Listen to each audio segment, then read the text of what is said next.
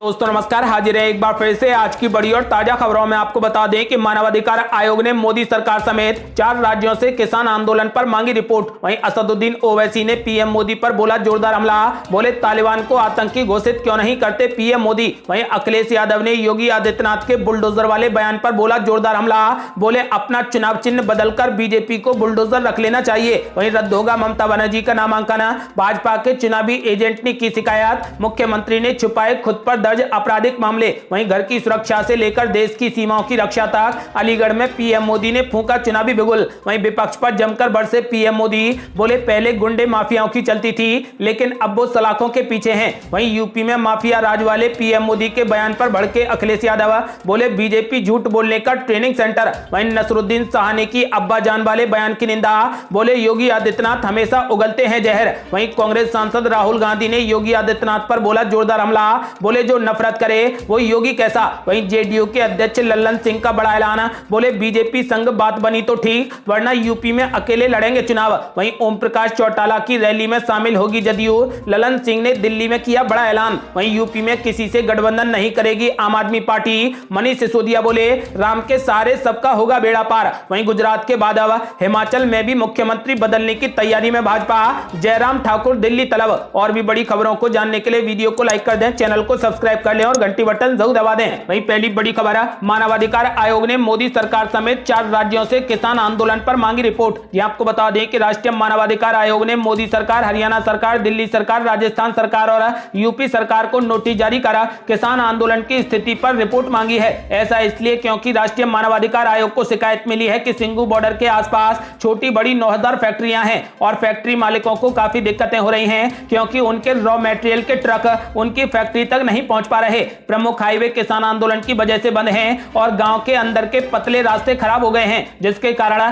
ट्रकों की आवाजाही में मुश्किलें आ रही हैं। परेशानी केवल यही नहीं है, परेशानी यह भी है कि सड़क पर बड़े बड़े गड्ढे हो गए हैं जिससे ट्रक ड्राइवर को अब इन सड़कों पर गाड़ी चलाना काफी मुश्किल हो गया है। सिंघू गांव के लोगों का मानना है कि पिछले 9 महीने से उनके गांव की सड़कों पर गाड़ियां इसी तरीके से दौड़ रही हैं क्योंकि प्रमुख हाईवे पर किसान आंदोलन कर रहे हैं। सड़कों पर गड्ढों में गाड़ियां फंस जाती हैं जिससे उन्हें भी परेशानियों का सामना करना पड़ता है। वहीं फैक्ट्री में काम करने वाले मजदूर भी समय पर फैक्ट्री नहीं पहुंच पाते, लिहाजा अब ये केवल दुआ कर रहे हैं कि किसी भी तरीके से ये किसान आंदोलन खत्म हो जाए। आपको बता दें कि इसके चलते अब राष्ट्रीय मानवाधिकार आयोग ने मोदी सरकार, हरियाणा सरकार, दिल्ली सरकार, राजस्थान सरकार और यूपी सरकार को नोटिस जारी करा किसान आंदोलन की स्थिति पर तुरंत रिपोर्ट मांगी है। और बड़ी खबर है, असदुद्दीन ओवैसी ने पीएम मोदी और योगी आदित्यनाथ पर बोला जोरदार हमला, बोले तालिबान को आतंकी घोषित क्यों नहीं करते पीएम मोदी। ये आपको बता दें कि बिहार के पटना में एआईएमआईएम प्रमुख असदुद्दीन ओवैसी ने पीएम मोदी और मुख्यमंत्री योगी आदित्यनाथ पर जोरदार हमला बोला। ओवैसी ने कहा कि मुख्यमंत्री योगी आदित्यनाथ मंच से झूठ बोलते हैं, झूठ बोलना उनकी आदत में शुमार है। पीएम मोदी पर भी निशाना साधते हुए ओवैसी ने कहा कि अगर पीएम मोदी में हिम्मत होती तो वो तालिबान को आतंकी संगठन घोषित कर चुके होते। पटना में ओवैसी ने मुख्यमंत्री योगी आदित्यनाथ पर भी जमकर हमला बोलते हुए कहा कि यूपी के स्कूलों में छात्रों का ड्रॉप आउट रेट 60% है, मुस्लिमों को सरकारी योजनाओं के तहत घर नहीं मिल रहा। मुख्यमंत्री योगी आदित्यनाथ झूठ बोलकर अपनी गिरती साख को बचा नहीं सकते। उन्होंने कहा कि मुख्यमंत्री गाय, भैंस और लड़कियों की तुलना कैसे कर सकते हैं, क्या यही महिलाओं का सम्मान है। इसके अलावा यूपी चुनाव को लेकर ओवैसी ने कहा कि हम सपा और बसपा के साथ गठबंधन के लिए तैयार हैं, यूपी में हम 100 सीटों पर चुनाव लड़ेंगे। उन्होंने कहा कि अतीक अहमद यूपी में एआईएमआईएम के टिकट पर चुनाव लड़ेंगे। मुख्तार अंसारी को लेकर हमने अभी फैसला नहीं किया है। असदुद्दीन ओवैसी के इस बयान पर बीजेपी विधायक हरिभूषण ठाकुर ने कहा कि असदुद्दीन ओवैसी के पास अपना सांप्रदायिक एजेंडा है, वो दूसरे अली जिन्ना बनना चाहते हैं। उनके पास केवल दुनिया का तालिबानीकरण और इस्लामीकरण का एजेंडा है। और ये बड़ी खबर, मुख्यमंत्री योगी आदित्यनाथ के बुलडोजर वाले बयान पर अखिलेश यादव ने बोला जोरदार हमला, बोले बीजेपी को अपना चुनाव चिन्ह बदलकर बुलडोजर रख लेना चाहिए। ये आपको बता दें कि सपा प्रमुख अखिलेश यादव ने योगी सरकार पर जोरदार हमला बोला। अखिलेश यादव ने कहा कि सरकार की सबसे बड़ी उपलब्धि बुलडोजर है, इन्हें अपना चुनाव चिन्ह बदलकर बुलडोजर रख लेना चाहिए। अखिलेश यादव ने कड़ी चेतावनी भरे लहजे में कहा कि बुलडोजर में स्टीयरिंग लगा होता है और स्टीयरिंग घूमने पर बुलडोजर दूसरी तरफ चलने लगता है। मुख्यमंत्री आवास का नक्शा भी पास नहीं है। अयोध्या में गरीबों के घर गिरा दिए गए। सपा सरकार आएगी तो अयोध्या में जो घर गिराए गए हैं उन्हें वहीं पर घर दिया जाएगा। इस काम में शामिल अधिकारियों को भी नहीं बख्शा जाएगा। जिस वक्त अलीगढ़ में मुख्यमंत्री योगी आदित्यनाथ अपनी सरकार की खूबियां गिना रहे थे, ठीक उसी वक्त समाजवादी पार्टी के अध्यक्ष अखिलेश यादव ने लखनऊ में प्रेस कॉन्फ्रेंस की। अखिलेश यादव ने अब्बा जान वाली मुख्यमंत्री की बयानबाजी पर भी तगड़ा पलटवार किया। अखिलेश यादव ने कहा कि आने वाले समय में भाजपा का सफाया हो जाएगा। भाजपा की सरकार का जाना तय है। तभी सरकार के मुखिया की भाषा बदल गई है। मुख्तार अंसारी को आगे चुनाव में सपा का टिकट देने संबंधी अटकलों पर अखिलेश यादव ने जवाब देने से साफ इनकार कर दिया और कहा कि बहन जी की किसी भी बात पर वो जवाब नहीं देंगे। अखिलेश यादव ने कहा कि जिनके पास अपना काम बताने को नहीं है वे पहले समाजवादी पार्टी के काम को अपना बता रहे थे। अब दुनिया और दूसरे प्रदेशों के कामों की फोटो लगाकर वो प्रचार कर रहे हैं। समाजवादियों के काम चुराकर अपने नेताओं के नाम रख रहे हैं। अखिलेश यादव ने कहा कि अगले साल उत्तर प्रदेश की सत्ता हासिल करने के बाद उनकी सरकार पूर्व प्रधानमंत्री एवं भारत रत्न अटल बिहारी वाजपेयी के पैतृक गांव आगरा के बटेश्वर में विश्वविद्यालय और अस्पताल का निर्माण कराएगी। आपको बता दें कि उन्होंने कहा कि भाजपा ने अपने नेताओं को भी सम्मान नहीं दिया। आपको बताते चलें कि फिलहाल अखिलेश यादव ने साफ कर दिया है कि इस बार यूपी में सुपड़ा साफ होगा।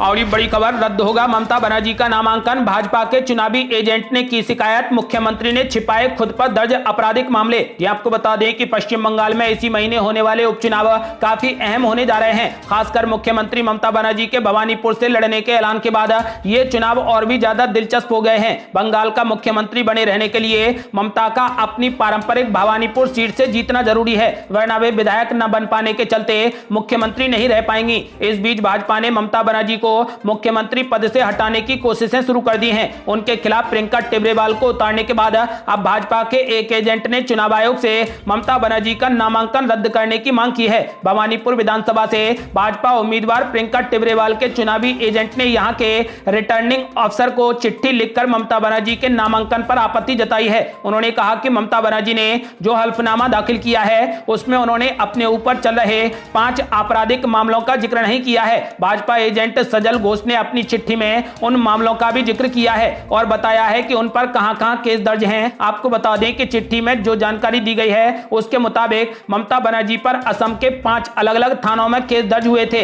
उनमें कुछ केस अप्रैल मई में चुनाव से पहले भी दर्ज कराए गए हैं। आरोप है कि इन्हीं केसों का जिक्र अपने एफिडेविट में उन्होंने नहीं किया। हालांकि इस मामले पर तृणमूल कांग्रेस का कहना है कि अगर ममता बनर्जी का वास्तव में इन आरोप पत्रों के नाम है तो उन्हें एफिडेविट में सिर्फ मामलों का खुलासा करने की आवश्यकता थी। यदि उन्होंने ऐसा नहीं किया है तो फिर उनका नामांकन रद्द कर दिया जाएगा। अब देखना ही होगा कि चुनाव आयोग इस पर क्या फैसला लेता है।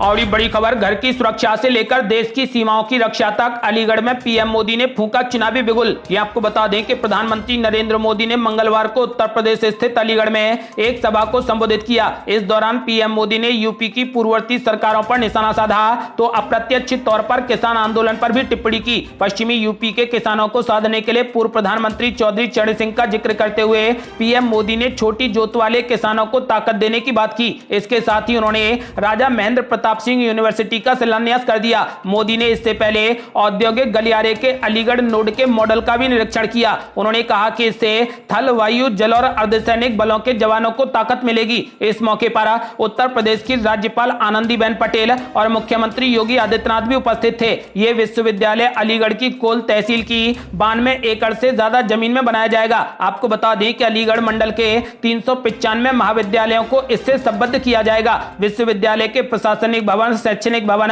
छात्रावास, आवासीय भवन आदि के लिए 101.41 करोड़ रुपए की लागत के निर्माण कार्यों की स्वीकृति प्रदान कर दी गई है। इस विश्वविद्यालय के क्षेत्राधिकार में अलीगढ़ मंडल के चारों जनपद अलीगढ़, कासगंज, हाथरस तथा एटा शामिल हैं। इसकी स्थापना से अलीगढ़ मंडल के छात्र छात्राओं को उच्च स्तरीय शैक्षणिक सुविधाएं प्राप्त होंगी। आपको बता दें कि इस यूनिवर्सिटी का शिलान्यास करते ही योगी आदित्यनाथ और मोदी ने यूपी में चुनावी बिगुल फूंक दिया है। और ये बड़ी खबर, विपक्ष पर पर जमकर बरसे पीएम मोदी, बोले पहले गुंडे माफियाओं की चलती थी, अब वो सलाखों के पीछे हैं। ये आपको बता दें कि प्रधानमंत्री नरेंद्र मोदी ने अलीगढ़ में विपक्ष पर जोरदार निशाना साधते हुए कहा कि 2017 से पहले भ्रष्टाचारियों के हवाले कामकाज था, राज्य में गुंडे माफियाओं की चलती थी। योगी सरकार में केवल विकास का काम होता है, लेकिन अब वसूली करने वाले माफिया राज चलाने वाले सलाखों के पीछे हैं। पीएम मोदी ने कहा कि यूपी के लोग भूल नहीं सकते कि पहले यहां किस तरीके के घोटाले होते थे, किस तरीके से राजकाज को भ्रष्टाचारियों के हवाले किया गया था। आज योगी जी की सरकार पूरी ईमानदारी से यूपी के विकास में जुटी है। उन्होंने कहा कि एक दौर था जब यहां शासन प्रशासन गुंडों और माफियाओं की मनमानी से चलता था, लेकिन अब वसूली करने वाले माफिया राज चलाने वाले सलाखों के पीछे हैं। आपको बता दें कि प्रधानमंत्री ने कहा कि कल तक जो अलीगढ़ तालों के जरिए घरों दुकानों की रक्षा करता था, वो 21वीं सदी में हिंदुस्तान की सीमाओं की रक्षा करने का काम करेगा। वन डिस्ट्रिक्ट वन प्रोडक्ट के माध्यम से यूपी सरकार ने अलीगढ़ के तालों और हार्डवेयर को एक नई पहचान दिलाने का काम किया है।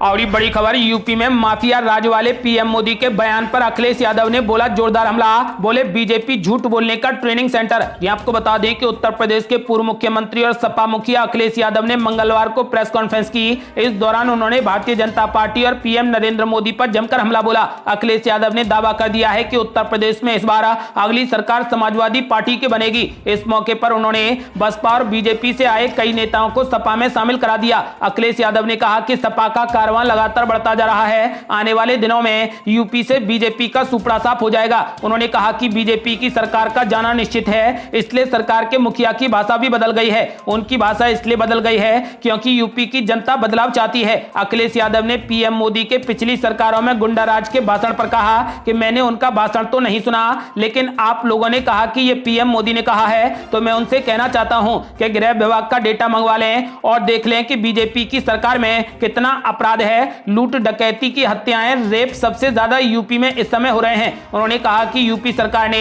टॉप 10 अपराधियों की सूची जारी क्यों नहीं की। उन्होंने कहा कि बीजेपी झूठ बोलने का ट्रेनिंग सेंटर है। और ये बड़ी खबर, नसरुद्दीन शाह ने की योगी आदित्यनाथ के अब्बाजान वाले बयान की निंदा, बोले योगी आदित्यनाथ हमेशा उगलते हैं नफरत। ये आपको बता दें कि उत्तर प्रदेश के मुख्यमंत्री योगी आदित्यनाथ द्वारा की गई अब्बाजान वाली टिप्पणी पर प्रतिक्रिया देते हुए मशहूर अभिनेता नसरुद्दीन शाह ने कहा कि इस तरीके के बयान आक्रामक हैं। इंडिया टुडे को दिए गए साक्षात्कार में नसरुद्दीन शाह ने कहा कि यूपी के मुख्यमंत्री का अब्बाजान वाला बयान अब मानना के अधीन है और प्रतिक्रिया के लायक भी नहीं है। अभिनेता ने कहा कि इस पर प्रतिक्रिया करने का कोई भी मतलब नहीं है, लेकिन तथ्य यह है कि यह अब्बाजान वाला बयान उस नफरत भरे बयान का सिलसिला है जो योगी आदित्यनाथ हमेशा से उगलते रहे हैं। आपको बता दें कि उत्तर प्रदेश के मुख्यमंत्री योगी आदित्यनाथ का एक वीडियो सोशल मीडिया में वायरल हो गया, जिसमें उन्हें यह कहते हुए सुना जा सकता है कि 2017 से पहले राज्य में केवल अब्बा जान कहने वालों को ही राशन मिलता था। रविवार को मुख्यमंत्री द्वारा संबोधित एक जनसभा में उन्हें यह कहते भी सुना गया है कि उत्तर प्रदेश में उनके कार्यकाल के दौरान तुष्टीकरण की राजनीति समाप्त हो गई है। आपको बता दें कि उनके अब्बा जान वाले बयान पर अब नसरुद्दीन शाह ने योगी आदित्यनाथ पर हमला बोला और साफ कहा कि योगी आदित्यनाथ हमेशा नफरत उगलते हैं। और ये बड़ी खबर, कांग्रेस सांसद राहुल गांधी ने योगी आदित्यनाथ पर बोला जोरदार हमला, बोले जो नफरत करे वो योगी कैसा। ये आपको बता दें कि उत्तर प्रदेश में चुनावी माहौल अब गरमाने लगा है। एक और आज से पीएम मोदी ने मिशन यूपी की शुरुआत कर दी है, तो वहीं कांग्रेस, समाजवादी पार्टी, आम आदमी पार्टी के नेता लगातार मुख्यमंत्री योगी आदित्यनाथ और पीएम नरेंद्र मोदी पर निशाना साध रहे हैं। आज कांग्रेस सांसद राहुल गांधी ने ट्वीट कर योगी आदित्यनाथ पर धावा बोला है। राहुल गांधी ने केवल 6 शब्द लिखकर मुख्यमंत्री योगी आदित्यनाथ पर सीधा हमला बोला। उन्होंने ट्विटर पर लिखा कि जो नफरत करे वो योगी कैसा। आपको बता दें कि ये बयानबाजी अब्बा जान वाले बयान को लेकर हो रही है। मुख्यमंत्री योगी आदित्यनाथ अब्बा जान वाले बयान को लेकर चारों तरफ से घिरते नजर आ रहे हैं।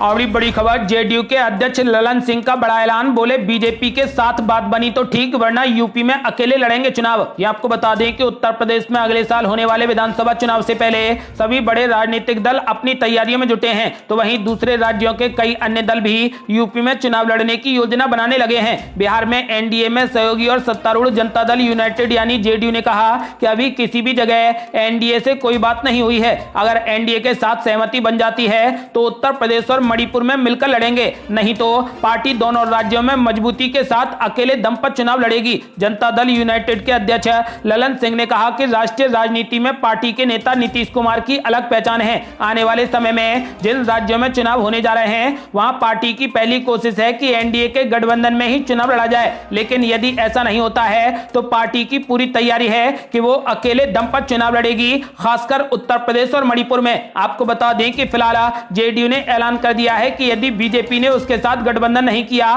तो वो उत्तर प्रदेश और मणिपुर में अकेले दम पर चुनाव लड़ेगी। और बड़ी खबर, ओम प्रकाश चौटाला की रैली में शामिल होगी जदयू। ललन सिंह ने दिल्ली में किया बड़ा ऐलान। ये आपको बता दें कि जदयू के राष्ट्रीय अध्यक्ष राजीव रंजन सिंह उर्फ ललन सिंह ने मंगलवार को कहा कि हरियाणा के जींद में भारतीय राष्ट्रीय लोकदल के अध्यक्ष ओम प्रकाश चौटाला द्वारा 25 सितंबर को अपने पिता चौधरी देवीलाल की जयंती पर आयोजित कार्यक्रम में पार्टी के महासचिव केसी त्यागी शामिल होंगे। उन्होंने कहा कि जदयू राजग में है और मजबूती के साथ है। जींद में जो समारोह है वो देवीलाल जी की जयंती पर है। तीसरा मोर्चा या चौथा मोर्चा, इससे हमें कोई लेना देना नहीं है। केसी त्यागी जयंती समारोह में शामिल होंगे। चौटाला ने इस कार्यक्रम के लिए बिहार के मुख्यमंत्री नीतीश कुमार, पश्चिम बंगाल की मुख्यमंत्री ममता बनर्जी, पूर्व प्रधानमंत्री एचडी देवगौड़ा, पूर्व केंद्रीय कृषि मंत्री शरद पवार और पंजाब के पूर्व मुख्यमंत्री प्रकाश सिंह बादल सहित देश के कई विरोधी दल के नेताओं को निमंत्रण भेजा है। उनकी इस कवायद को तीसरे मोर्चे के गठन की कोशिश के रूप में देखा जा रहा है। और बड़ी खबर, तृणमूल कांग्रेस ने सुष्मिता देव को बनाया राज्यसभा उम्मीदवार। पिछले महीने ही कांग्रेस छोड़कर टीएमसी में हुई हैं शामिल। ये आपको बता दें कि तृणमूल कांग्रेस ने सुष्मिता देव को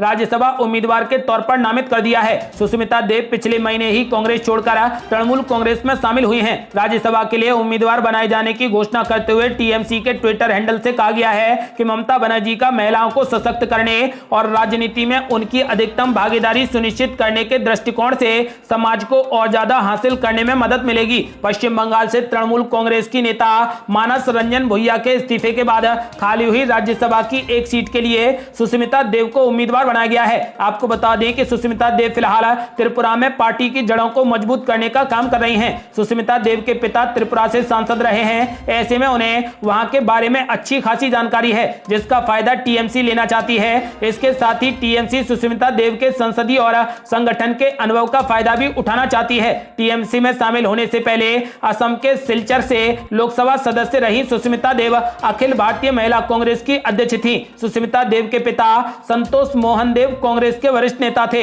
और केंद्र में मंत्री भी रहे। आपको बता दें कि फिलहाल तृणमूल कांग्रेस ने सुष्मिता देव को राज्यसभा का उम्मीदवार बना दिया है। ये थी अब तक की बेहद बड़ी खबरें। यदि आप भी चाहते हैं कि भारत जल्द से जल्द कोविड मुक्त हो जाए तो इस वीडियो को लाइक कर अपनी राय हमें कमेंट बॉक्स में जरूर दें। यदि आपने अभी तक हमारे चैनल को सब्सक्राइब नहीं किया है तो कृपया चैनल को सब्सक्राइब कर घंटी बटन जरूर दबा दें। जल्दी मिलते हैं बड़ी अपडेट के साथ, तब तक के लिए जय हिंद, जय भारत।